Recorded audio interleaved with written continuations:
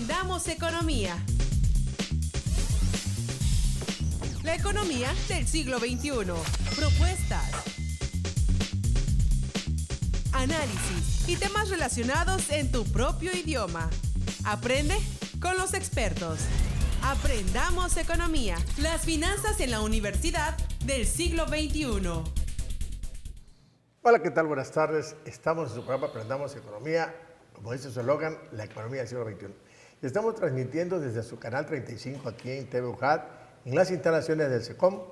Este es un programa de la División de Ciencias Económico-Administrativas y el Centro de Comunicación de la UJAT. Pues estamos aquí platicando hoy, 1 de mayo. ¿Cuál es el 1 de mayo? Es el Día del Trabajo.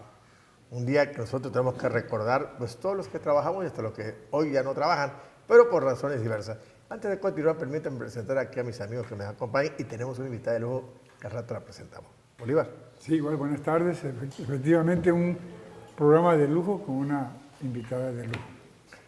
Dardo. Pues como todos los martes, muy buenas tardes. Gracias por recibirnos en sus casas y por escucharnos a través de 107.3 FM, Radio UJAT.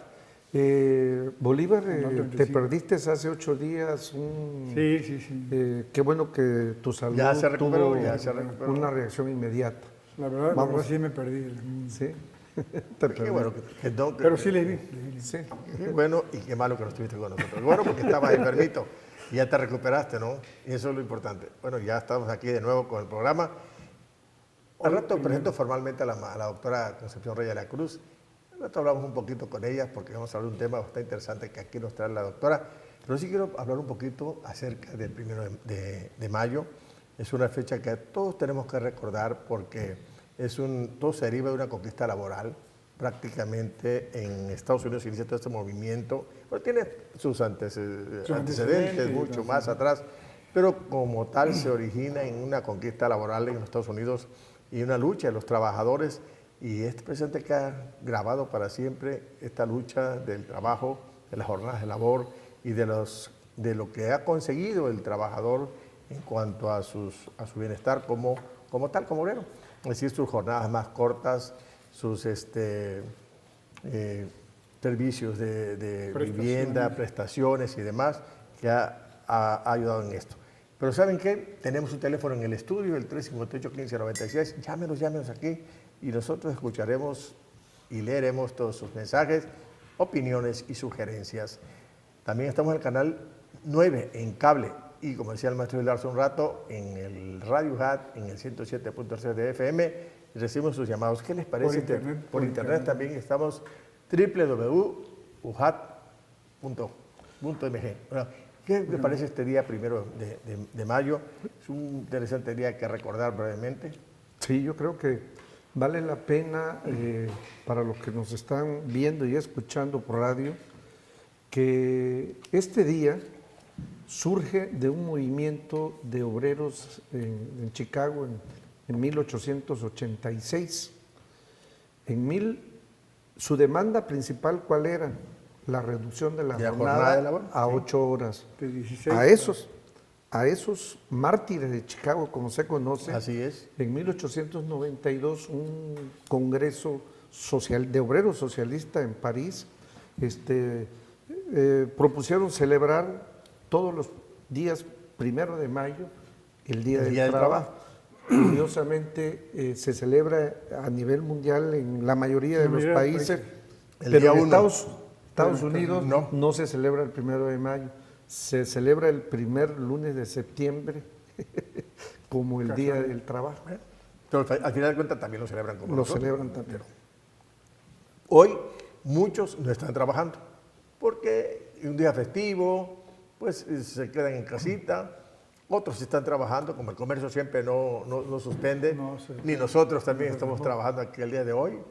Y bueno, yo creo que por ahí va este asunto del Día de Trabajo. ¿Días algo, Bolívar? Sí, casualmente el Día del Trabajo no se trabaja, ¿no?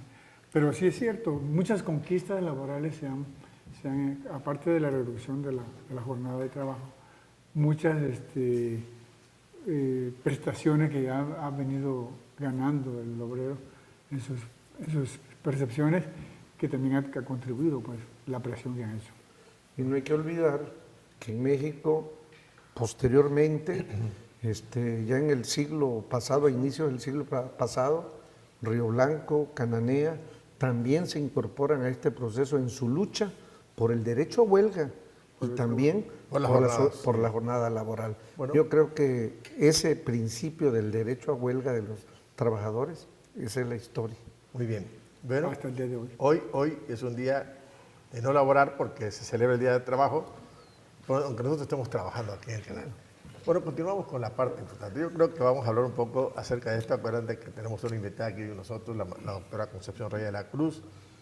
Es una queridísima amiga, compañera de trabajo, y que pues la apreciamos nosotros ahí, convivimos todos los días ahí en la sala de profesores o en los pasillos cuando vamos a clases.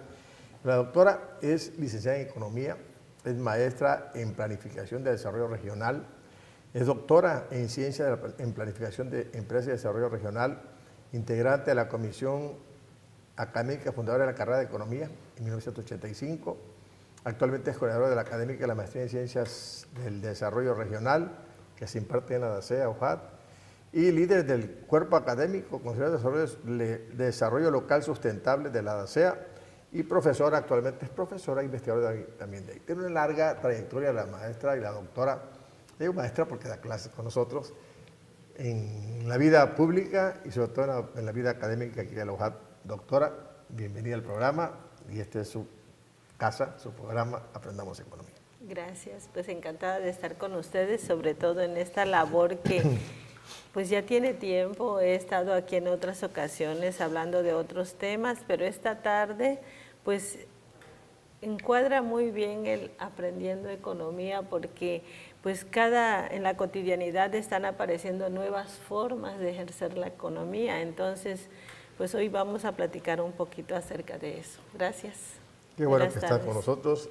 Fíjate que la economía como tal, como ciencia, como actividad, tiene una relación con diferentes ciencias y con actividades que se van desarrollando en la vida del ser humano.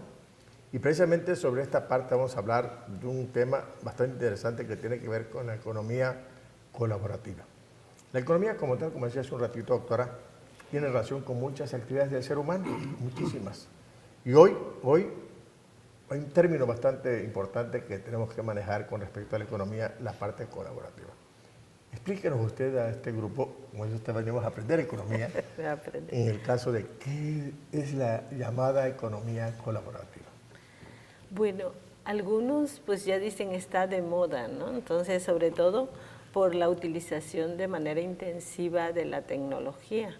Pero también es una forma, sobre todo ahorita que hay gran tendencia mundial también de los proyectos sociales, de cómo la misma economía que ahora estamos pues capitalista, ejerciendo en todas las partes del mundo por el mismo modelo, ¿verdad?, que se está aplicando, ha propiciado pues el retomar algunas cuestiones solidarias de colaboración y la verdad que tanto en las universidades como la misma sociedad están retomando conceptos básicos de solidaridad. Claro, ya en la última década, por llamarlo así, después del 2000-2008, es que ya se habla más específicamente de la economía colaborativa, no nada más en términos solidarios de colaboración, en cooperativismo y demás, sino de cómo la tecnología va a hacer que sí apoyen a esos grupos también sociales, pero que el capital es importante para ello, ¿no? Y cómo aquí el usuario hace una nueva forma de tener o recibir esos servicios, esos productos que están pues necesitando. Entonces eso hace que aunque haya un cambio del modelo tradicional que conocemos de consumo, el tiempo y la tecnología son los que van a hacer la diferencia, ¿no? ¿Por qué? Porque un producto como el que tenemos aquí en la mesa, ¿verdad?, van a ser utilizados en menos tiempo. Por un corto tiempo, como decía, ¿no? Ajá. No nada más en la vida útil del producto, sino el tiempo que lo usa. Podemos decir, yo tengo un coche, yo lo compré este año, por así decirlo. Así es. Pasan 3, 4, 5 años y eso que yo lo trato de vender con alguien, ¿no? es un producto que usé, que está en buen estado y quizá alguien que no puede conseguir ese vehículo al precio que se cotiza cuando está nuevo, al depreciarse por el uso que se le da, otro lo compra, ¿no? Una especie de colaboración entre la sociedad cuando se consume y se intercambian productos, ¿no? Esa sería una forma, pero otra es que ese mismo coche nuevo que usted está comprándose hoy puede ser rentado y a distintos precios de ese que se está imaginando en 5 años, o sea, por los costos del servicio, un coche nuevo, ¿no? Entonces, ese coche que a precios 2018 está comprando, no lo va a usar las 24 horas. Y entonces puede ofrecer el servicio. Un préstamo por horas, por ejemplo. El ejemplo muy concreto, Uber, servicio de plataforma Uber, que tú eres dueño de un carro, lo usas para servicio privado y al mismo tiempo en algunos lapsos de horas, en el mismo día. Dan servicio. Haces un servicio a otros que lo están necesitando. Otra opción, ¿no? Otra opción, o sea, ahí se está con el mismo artículo, se da satisfacción a servicios de distintos. Sí. De otra forma sería aquellos artículos de segunda mano. Pues o sea, ya lo desechas, pero hay una industria que se dedica a eso, ¿no? Lo que decíamos, por ejemplo, el primer ejemplo. El caso de la ropa, o sea, para hacer el caso de la ropa usada, por ejemplo. También, o sea, podríamos decir que ya entran en otro proceso de reuso, ¿no? En todo caso, pero no se pero pierde. Es más bien en el servicio que estaría dando el artículo en distintos momentos. Como ¿no? tal, ¿no? Yo ese coche lo rento como servicio, lo rento como transporte a un grupo de alumnos. Así es. En lo que está, por ejemplo, aquí en la UJAT, puede que su carro, en lugar de estar estacionado, esté dando otro servicio. Claro. Y ahí sería un ejemplo muy concreto, ¿no? De la economía colaborativa. Es decir, que tú, como tal, se esté prestando un servicio con algún bien que tú tienes, ¿no? Así es. Muy bien. Pero usando la tecnología, casi todo eso en plataforma o por redes sociales, o sea, ya en términos de ahora, o sea, tiene que estarse utilizando la tecnología por la rapidez del servicio. Eso es clave. Sí, y ahorita con esas redes sociales todo es rápido, pues. Claro que sí. Subes tu información. Regresando, sigo platicando de este tema, ¿qué les parece? Okay. En un momento regresamos. Aprendamos economía.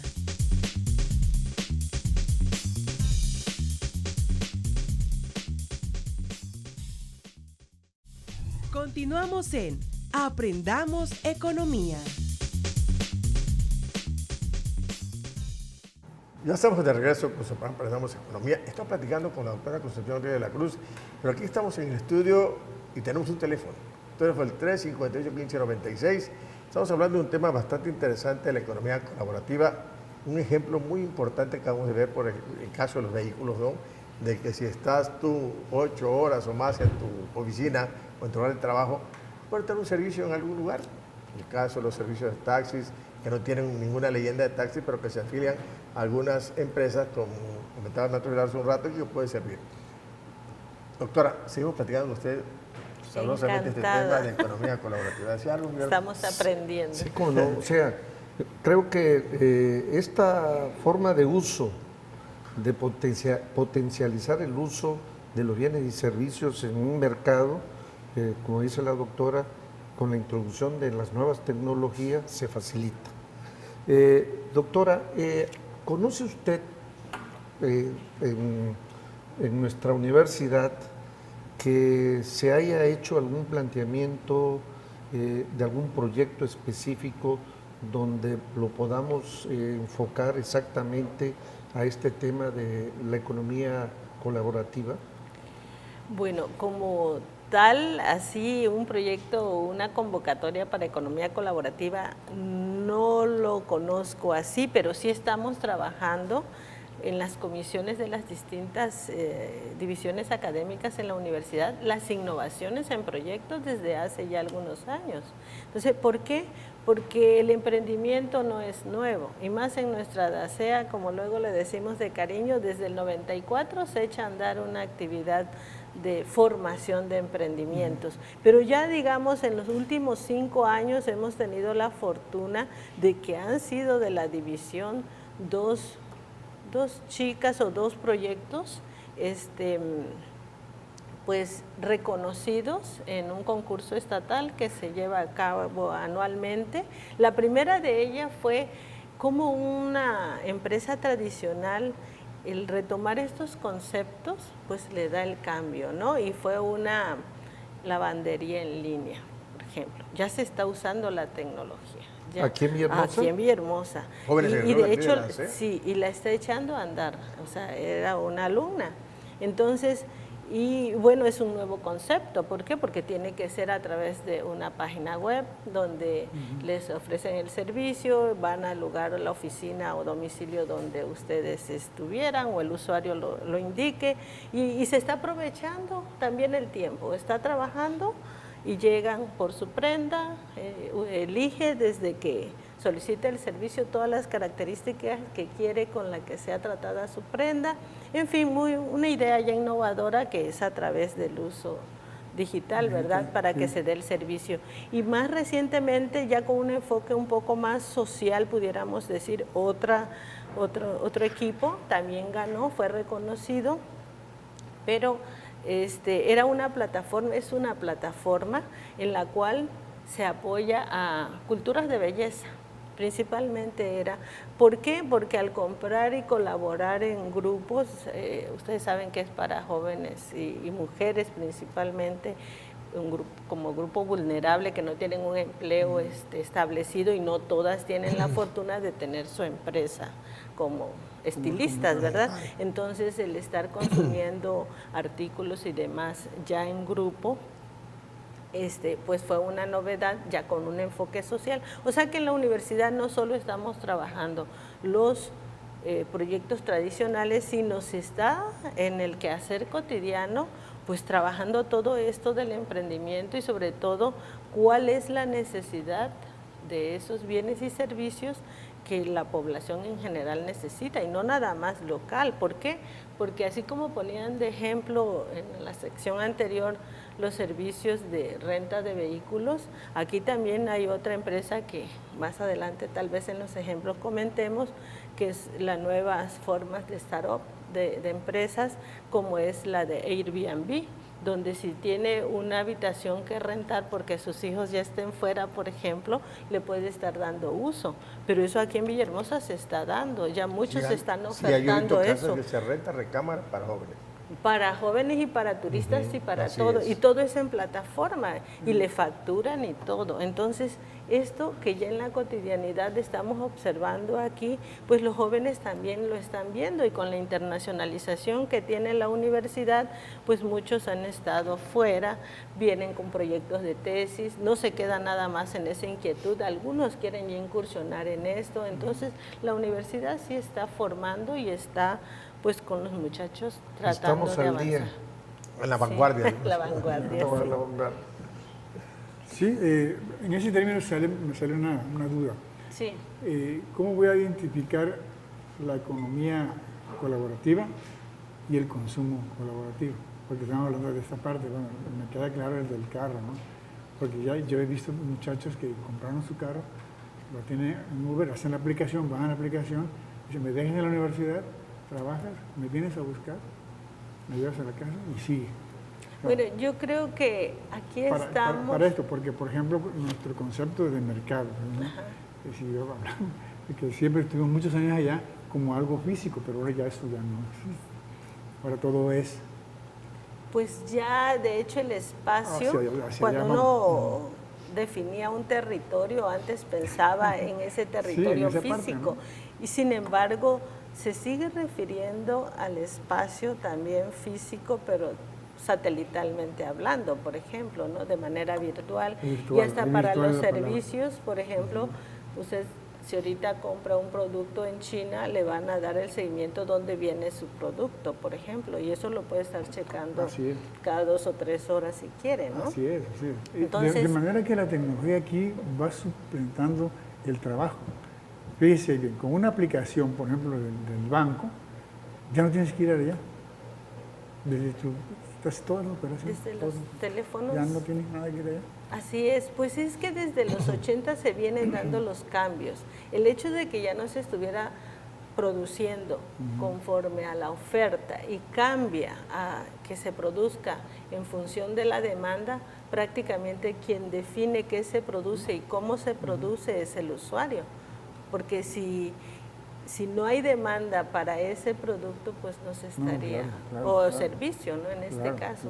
Entonces cambia totalmente el concepto, pero bueno, es lo que ahora necesitan los usuarios y uno estar atenta a qué y en qué forma hacerlo, o en términos de competitividad, por ejemplo, ¿no? O sea, sabemos que la competitividad la da el factor humano, pero también el uso de la tecnología, cómo usa o cómo está utilizando esa persona la tecnología.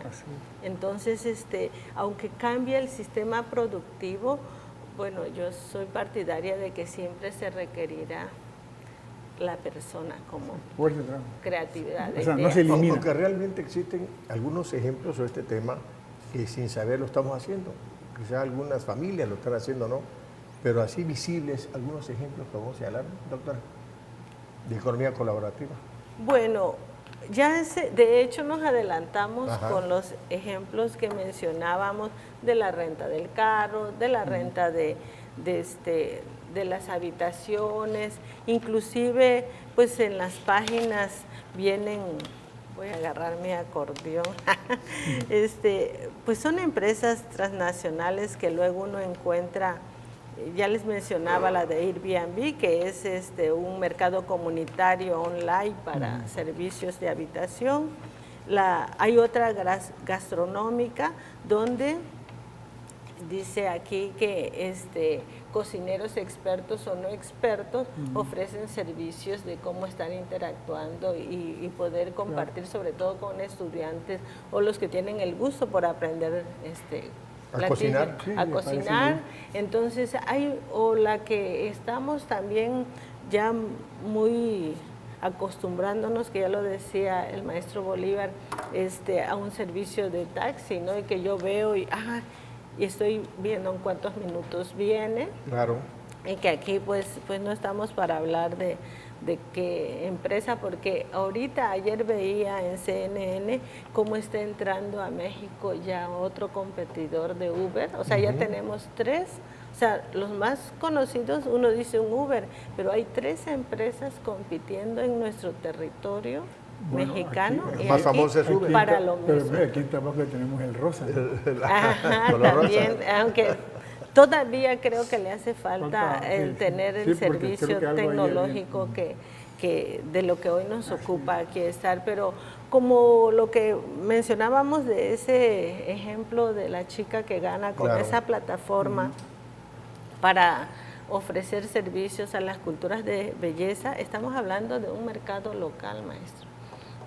Aquí, ese es de nuestra universidad, la propuesta. Que no son visibles, pero que están no son visibles, pero se están, así es. Y hay muchas cuestiones, sobre todo en términos de capital social, que están utilizando las redes y las plataformas, o sea, para dar servicios, por ejemplo, a niños, a grupos vulnerables. Hay muchísimos proyectos de poner ejemplo. Lo que pasa es que a veces no son conocidos. Y aquí la universidad, ya con su proyecto que tenemos de responsabilidad social universitaria, pues yo creo que pronto, si este espacio es para dar a conocer acciones de qué se está haciendo en este sentido, pues tendríamos más ejemplos de proyectos sociales, pero ya con este nuevo concepto de utilización de las tecnologías, que en otras palabras también se les conoce como startup, ¿no? Pues como te decía, son cosas que quizás estemos haciendo nosotros, la comunidad, la sociedad, familias. Yo he visto, por ejemplo, que dice que un letrerito se renta recámara para jóvenes. Señalan quiénes, ¿no? Porque tampoco vas a meter a cualquier otro en tu casa. prende el cuello cuando llena. Yo creo que sería bueno insistir en que este enfoque de la economía colaborativa se presenta y se da la opción gracias a las tecnologías, pero las tecnologías van más allá en la integración actualmente del nuevo mercado que decía Bolívar, ¿no? Ahorita la mayor parte de los negocios establecidos, bancos, tiendas departamentales ya venden en línea, por internet, ya no tienes que hacer el mercado. Fíjate que la doctora está con nosotros. Y con respecto, si me permiten... Y doctora, para cerrar esto, sí. Sí, para cerrar, la seguridad del usuario. Es lo que estas empresas todavía están trabajando en los distintos países, porque es donde se ve un poco la debilidad, ¿no?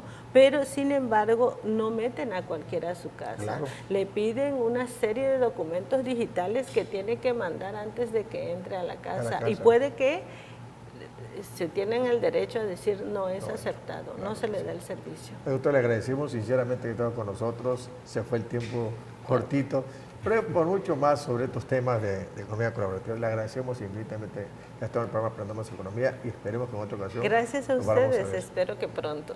Así es. Gracias. Regresamos. En un momento regresamos. Aprendamos Economía. Continuamos en Aprendamos Economía. Ya estamos de regreso con su programa Aprendamos Economía. Acabo de platicar con la doctora Concepción Reyes de la Cruz. Realmente un tema bastante interesante que se ve desde otro punto de vista, la parte colaborativa del servicio que se da, que aquí se hace y no teníamos muy claro el término de esta acción de la economía.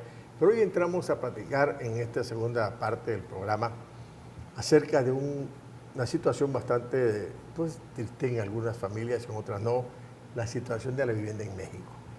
Esto de la vivienda, yo conseguí un dato hace tiempo en donde a nivel mundial, creo que el Banco Mundial, la ONU tenía ese dato, de que dice que el 60% de las familias del mundo no tienen dónde vivir.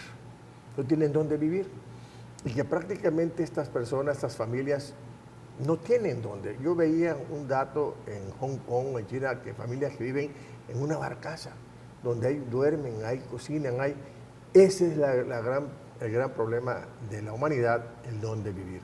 Pues aquí en nuestro país tampoco nos quedamos atrás, prácticamente estamos hablando de cerca del 39% de las familias, según datos del INEGI, el 32.9% de millones de hogares, millones de familias que no tienen dónde vivir, no tienen una casa.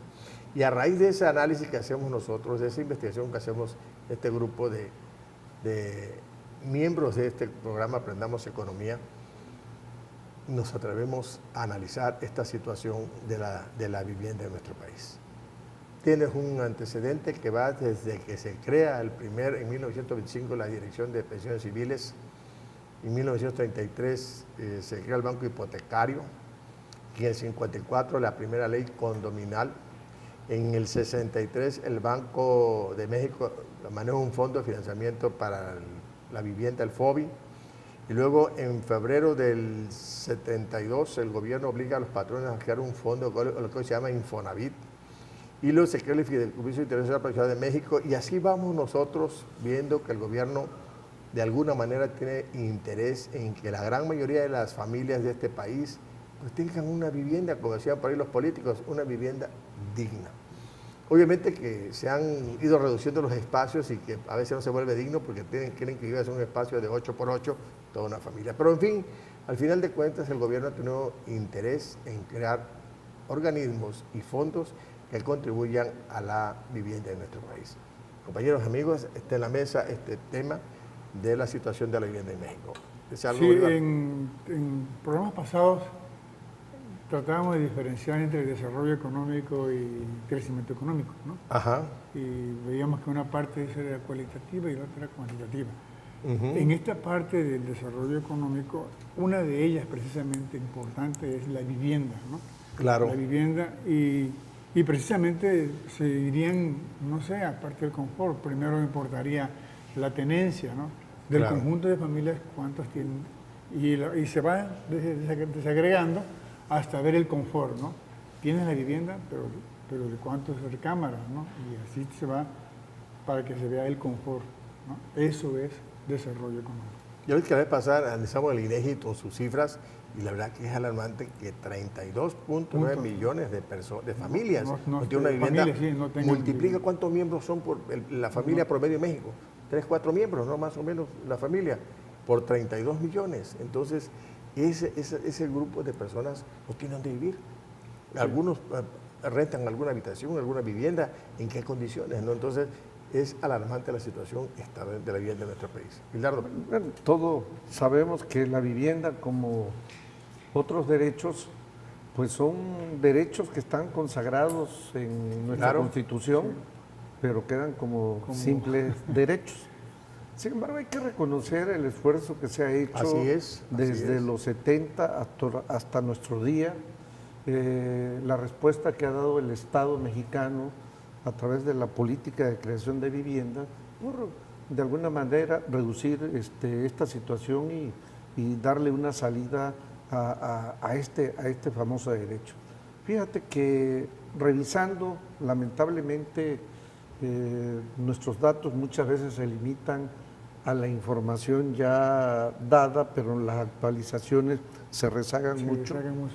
Pero nuestro último censo de vivienda, nada más para Estos dar datos de INEGI de 2016 habla Sí, de es en dato. base a la encuesta. En base a la encuesta es en de- base a la de encuesta, de- pero para Pero darnos sí, una idea, las variaciones, cómo se han ido modificando. Claro. En el 2010 habían 28.513.838 viviendas. Ajá. O sea, ese era el parque de vivienda, como le llaman, 100%. De esas viviendas, el 65.3% eran viviendas propias, más de 18 millones. Rentadas eran más de 4 millones. Prestada, es un dato muy Sí. interesante, Sí, se saca que de- no eres dueño, pero tienes una vivienda prestada. Más de casi 4 millones de viviendas viven gente en casas prestadas. Contigo, tu hijo que se casó vive en tu casa. O ahí le armaste un O la segunda cuadro, planta, o ¿no? le subiste arriba y bueno. Propia, pero que la están pagando, o sea, los créditos, Claro. más de 1.600.000 viviendas, que es el 5.9. También las que están en litigio por la herencia, cuando quedan, Intestado. que se muere el dueño y los hijos empiezan a pelear porque queda intestado. Y ahí está, que no Ahí se están, y son 270.000 viviendas Viviendas sin uso. en ese sentido. Entonces, vemos en ese panorama cómo, de qué tamaño es las viviendas que hay y cómo están estructuradas. Los que no tienen vivienda, bueno, esos ya, esos no entran aquí, ¿no? Sí. Pero es un dato importante porque son los que viven debajo del puente. Pero en no algún tanto. lugar, en alguna Sí, casucha sí, que sí se están metieron pagados. ahí, en las orillas de los ríos, en unas casuchitas de lámina y de cartón. Son, gentes ¿cómo que le no llaman? tienen ¿Cómo ¿Dónde le tienen que llaman? guarecerse Son, de la sí, inclemencia del tiempo? Y vive abajo del puente gente que duerme así. paracaidistas. Fíjate, Y sobre esto hacen que tú- presión. Claro. Fíjate que el gobierno, no podemos negar realmente el esfuerzo que hace el gobierno sobre esta idea, sobre la vivienda. Ha construido, hay una secretaría que coordina todo esto del CEDESOL sobre la vivienda. Y obviamente ha buscado la forma de cómo crear esta forma, llamémoslo de una manera, de hacer llegar una vivienda a las familias. Crea el CONAVI, coordina la política de la vivienda a través de subsidios. Crea el FONAPO, que es el subsidio para adquirir o mejorar tu vivienda. El Infonavit, que es un organismo para los trabajadores a través del Seguro Social. El FOBISTE, que es para los trabajadores del gobierno. El gobierno federal. Aquí tenemos el CONAVI. ICET. Nosotros el ICET también apoya en eso de la ICET, vivienda. CONAVI es la más. CONAVI es la que te CONAVI. mencioné hace un rato, El año que es la pasado. subsidio para adquirir y mejorar su vivienda. Y el CIF, créditos hipotecarios. Y si empezamos a revisar, realmente es variada el abanico de opciones que el gobierno, Que el gobierno pretende proporciona, que pues, tenga sí. una vivienda. O sea, la oferta, vamos a llamar. Así es. Y hay empresas que están ligadas a estos organismos que construyen fraccionamientos. Vamos en Villahermosa, revisemos los alrededores de Villahermosa. Y tenemos acá, ¿qué? Pomoca, tenemos la Larife, tenemos acá rumbo a Nacaboca. A raíz de la inundación del 2000, ¿cuánto fue? 2007. 2007, después de 2007 se crearon centros bueno, Para Rumbateapa hay otros fraccionamientos. Para todas las salidas. Pues. Cuando alguien entrevistamos aquí dijo que tenía que decir que allá se concentró más de 350,000 personas pasando tierra, ¿cómo se llama? Parrilla. Sí, en esos poblados, Punta del Cielo, ¿cómo se llama? Entonces vemos acá para el otro lado, rumbo hacia el Parque Tabasco, fraccionamientos que se han formado. Realmente, obviamente son casas de acuerdo a tus ingresos, ¿no? Claro, pero sí. al final de cuentas vemos el sentido del gobierno. Que sea hacia arriba, pues hacia arriba, ¿no? No hay que olvidar que las viviendas, esta actividad, es una actividad que demanda mucha mano de obra. Es una de las que generan empleo fundamentalmente. Pero si revisamos bien su estructuración, vamos a ver que de las 20 millones de viviendas propias, se mandaron a construir más de 7 millones. Pero cerca casi de los 7 millones la construyeron el dueño él mismo, o sea, él participó en su construcción. Ya te puedes dar una idea qué tipo de vivienda es la que se está construyendo. Claro. ¿Sí? La compró construida, ya es ahí en el negocio, ya el mercado inmobiliario, son más de 5 millones. Sí. Y eso nos permite ver la situación quizás de la calidad del material y de todo eso, cuando el 33% de las viviendas la construye el propio propietario. Claro. Pero en este caso el crédito es de materiales, pues. Claro. Sí, el organismo le da bueno, no te la compro, ni te doy dinero para que la compres, pero te doy el material y ya la construye. Claro, pero lo de ahí es, como dice Gildardo, si tú lo haces, buscas un material mejor. Pero cuando entran esas empresas que son bastante deshonestas, algunas, no todas, crean cosas increíbles, ¿no? O sea, se ha encontrado que en las esquinas de las construcciones de las casas no tienen ni una varilla. Otras se ha encontrado que la losa con que cubren es unas viguetas y un poco de bloque con cemento arriba y luego llueve más adentro que afuera, ¿no? Entonces, esas son de las cosas que hay, que te entregan una casa que luego le tienes tú que meter más que lo que te costaría la casa, porque remodelarla, repararla, y como te entregan un pie de casa de 8x8, donde solo cabes tú parado con tu esposa, o si hay niños, tú te los acomodas, entonces es otro gasto que se genera. No negamos, yo no niego el interés del gobierno por generar una vivienda para la eso no se niega. Sí. La razón es que se tiene que dar una vivienda en donde que realmente el término digno sea bien aplicado. Es decir, que encuentres dónde vivir y estar bien.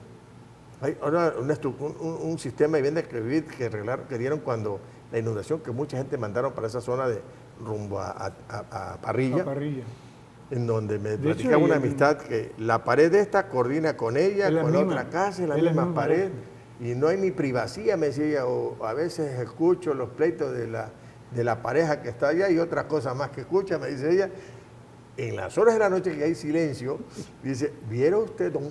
Sí me dice, yo escucho todos esos escándalos que tienen de esta pareja que colinda la misma pared de su casa. Lo bueno es que es el nuevo sistema de construcción, ya no entré más detalle con ella, pero así es. Tú decías del CONAVI hace un rato que mencionaba Bolívar del financiamiento de materiales. Yo creo que un dato muy interesante y que hay que reconocerlo, del volumen de cerca de los 6 millones de viviendas que salen en el censo de 2010, el 57% es financiamiento oficial del gobierno. ¿Sí? Y bueno, porque esos financiamientos se van a proyectar realizando el golpe, ¿te parece?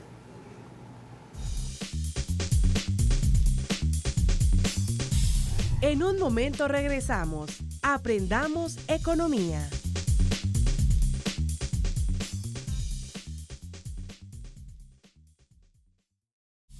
Continuamos en Aprendamos Economía. Ya estamos de regreso con su programa Aprendamos Economía. Estamos platicando con Gildardo y Bolívar un tema bastante interesante que tiene que ver con la vivienda.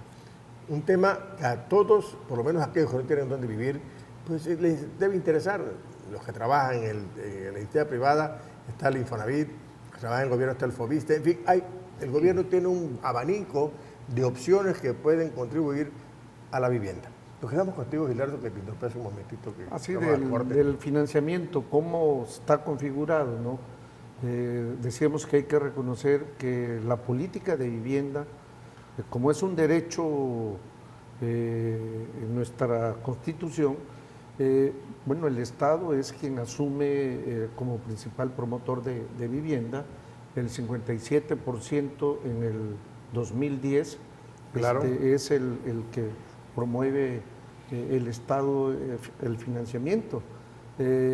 Pero los recursos propios también son muy importantes. Casi la gente participa con el 18%, la banca no está participando con estos datos. Hay más recursos propios que financiamiento de la banca. Habría que ver actualmente si se modificó ese planteamiento, pero con el incremento de las tasas de interés que se ha tenido del año pasado a nuestros días, creo que pues mucha gente va a tener limitaciones para poder participar con créditos hipotecarios de la banca privada. Y los préstamos familiares, la familia también presta para construir casa. Apoyan. Pues eso, y representa, aunque es un mínimo, 1%. Pero la mayor parte que se construyen y se ofrecen viviendas, curiosamente son en poblaciones que rebasan los 100,000 habitantes. Fíjate, es un dato curioso. Interesante. Ahí el 83% de las casas nuevas se dan en poblaciones mayores a 100,000 habitantes. Y casas usadas que se vendan, el 68% es el mercado de las casas de 100,000 para arriba. Y de 15 a 99,000 es el segundo lugar, un 12% de las casas nuevas que coincide con las casas usadas. Y de 2,000 a 14,900, pues es un 2%. Y en poblaciones menores de 2,500, ahí hay un mercado de un 3%. ¿Cómo se configura ese mercado? Y fíjate que yo encontraba un dato que también, obviamente el presupuesto que ejerce el gobierno, que fue recortado muchas veces en el 17 y en el 18, sobre todo en el 17, por ejemplo el dato de Conavi, ¿no? Iba a subsidiar más de 130,000 acciones de vivienda. Y entra el recorte presupuestal y reduce 50,000, queda 90,000 a 90,000. Sí, firmado el año pasado. En el caso del Infonavit, que también hay otras acciones de vivienda y se reduce al 50%. O sea que el presupuesto de alguna manera golpea este tipo de acciones y obviamente las constructoras que generan empleo, que contratan personas para esto, pues también se reduce su participación. Yo creo que por ahí va esta parte del presupuesto. Yo creo que tiene que continuar el gobierno visualizando el hecho de poder contribuir a generar esa vivienda que le permita a las familias mexicanas el derecho a donde vivir. Decía una vivienda digna, ¿no? Una vivienda digna. Y con lo que yo refería hace rato es con los centros poblacionales que crean problemas, ¿no? Claro. Una mala política. Yo, por ejemplo, veo el caso de Pomoca, una ciudad ya. Más de 100,000 habitantes viven ahí, ¿no? Más o menos. Pero, o sea, no son de allá, son de acá. Acá trabajan, allá llegan nomás a dormir. Van y vienen. Y yo te digo que no me acuerdo quién entrevistamos aquí en el programa y decía alguien de que la zona que está pasando para arriba, que había un fraccionamiento, dijo un hombre, creo que de Punta del Cielo, algo del cielo, algo está por allá. Me dice, nos comentaba que dice que esa zona requiere de agua entubada, de infraestructura de calles, de educación, de una serie de cosas, porque han encontrado que allá hay una población de un poco más de 300,000 personas. una ciudad completa.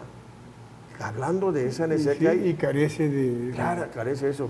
Son fraccionamientos que poco a poco, mientras los sueltan, quienes los construyen, el ayuntamiento los va sumando. Por eso los presupuestos de los ayuntamientos no alcanzan. Cualquiera que le acerquen y le den, va absorbiendo los servicios que tiene que prestar el ayuntamiento a esos nuevos núcleos poblacionales, ¿no? Sí. Grandísimos de 300.000 personas. Pero es que el problema que hay ahí es de que tienen que municipalizarse, si no, no le dan el servicio. Por eso mientras tienen que sueltan, entregarlo, ¿no?, al municipio para que entonces ya los servicios municipales, como de la basura, si no, no se lo dan. Así ha habido en varios problemas en Saloya. En los fraccionamientos. En los fraccionamientos Que no los entregan, entonces pues, no hay nadie responsable. No, pero de hecho cuando se construye un fraccionamiento tiene que entrar la aplicación del reglamento de construcción y es parte de todo ese proceso, Ajá, ¿no? sí, pero se ha confabulado de que se crea el problema, pues ha habido eso, hasta que se municipaliza y ya viene toda esta parte. Es lo que pasa en Punta del Cielo, ¿no? O sea, son una ciudad pues, no perdida, pero sí le faltan muchos servicios, ¿no? Sí, porque muchas veces se hace un proyecto de determinada número de casas y crece y le ponen servicios para ese número y se triplica en 5 años y entonces se mete en conflicto los servicios, la infraestructura urbana, que eso es muy costoso y si no se planea bien, esas zonas de desarrollo urbano pues llevan a consecuencias tremendas. ¿Qué, por ejemplo, ¿qué necesita aquella zona de 300.000 habitantes? Agua entubada. Ni pensemos en potable. Entubada. Drenaje. Drenaje. Una planta de tratamiento de aguas. ¿Por dónde lo mandas? Digo, es necesario. Limpia. ¿Dónde mandas eso? Servicio de limpia. Sí, no, energía eléctrica. Sí, vale. Calles para acceso en condiciones. Así es. Escuelas. Correcto, Escuelas. Sí. Parques. Mercado público. Mercados. Sí, es toda esa parte que se requiere, que por ejemplo en el caso de Pomoca todo tiene. Claro, es que a mí me sorprendió, por ejemplo, dicen, Villahermosa tiene, creo que dicen que 600.000 habitantes. Pues estamos hablando de esta ciudad así. Ahora, pero, si suma los que están cerca, ¿cuántos lejos están por allá? Es una Lo conurbada. conurbado es increíble. Somos más de 2 millones en el estado de Tabasco. Más de 700, no sé cuántos serán ahorita, si hablamos de la zona conurbada de Villahermosa, que está sumado al núcleo central de la capital. No está lejos, pues. Caso de Pomoca que tú decías, ¿cuánto tiempo está por allá? Entonces, inclusive hasta los medios de comunicación, las calles, carreteras, tienen que ampliarse, porque se crean cuellos de botella en el momento en que se traslada para acá, Sí. en que te mueves. Sí, lo ha habido. Es más, si lo vemos en los 4 puntos de salida, o sea, hacia frontera, ¿cuántos? De lado y lado, fraccionamientos de lado y lado. De para acá. Igual de Cárdenas. Y fíjate que la ciudad no creció para rumbo al aeropuerto, ¿no? Y por más que se promocione y que donde está por el costo del suelo, es muy alto su precio y pues es lógico que... No agarra para las personas, No, pues por más no. que promueven donde está nuestra unidad del conocimiento. Sí. Donde está en ese fraccionamiento que vamos todos nosotros, donde está la unidad del conocimiento que es de la DACEA. Y realmente, aunque yo veo vacío ese fraccionamiento, no sé cómo están las construcciones de ese lado, aunque está la Universidad Juárez con su sección de la DACEA y otras, se va a crear algo de ahí del gobierno de la Judicatura Federal. Bueno, entonces vemos nosotros que es necesaria esa política de vivienda en el país. Somos más de 122 millones, 122.3 millones de personas en este país. Tenemos 32.9 millones de familias que no tienen habitación. Con familia, promedio de 3.7 miembros por familia tiene el INEGI. 26.3 millones de familias que no tienen hijos, pero que tampoco tienen una habitación. Entonces, si tú sumas los porcentajes que se presenta INEGI en el 2016, entonces nosotros hay un problema grave de vivienda en el país, muy grave. Está en litigio, como dijo Gilardo hace un rato, 200 y tantas mil casas. 230. Pero no son casas de 100, no están habitadas, están ahí cerradas. Entonces, por mucho que se genere fondos, organizaciones para generar vivienda, mientras no se genere una política de Estado sobre la vivienda, esto va a ser un problema fuerte. Ahora, por ejemplo, los remoches que hubieron, o los recortes que hubieron de los remoches, ¿no? Los recortes que hubieron sobre el presupuesto que afectó a muchos. Pega a la vivienda, ¿no? Pega. ¿Por qué? Porque el caso de Conavi ya ves de 130 a 90,000. Y ese organismo, este fondo, subsidia la construcción. Quizá tu hijo que se va a casar pronto, tu hija, ¿no? Entonces, eso fueron su familia y quieren dónde vivir. Y cuando no hay esa facilidad, te lo llevas a tu casa. Pero fíjate, curiosamente, de acuerdo a datos publicados recientemente, hace una semana, los que están demandando casi el 60% de casas son las generaciones del 80 para acá. De los jóvenes que se casaron del 80 para acá. Del 80 para acá. Pero la característica es que son parejas sin familia. El 26 que te digo aquí, 26.3 que dice por ahí. O son gente soltera. Y de alguna manera ellos le apuestan a una casa de enfoque características sociales que le llaman, que es 4x4, 16 metros cuadrados, donde no tienen familia y eso pues les permite vivir cómodamente. Pero hay otro problema serio de las viviendas, ¿sí? Es la antigüedad de las viviendas. Las viviendas, en la medida en que se van usando, hay que meterle, hay que estarlas rehabilitando, hay que estarlas darle mantenimiento.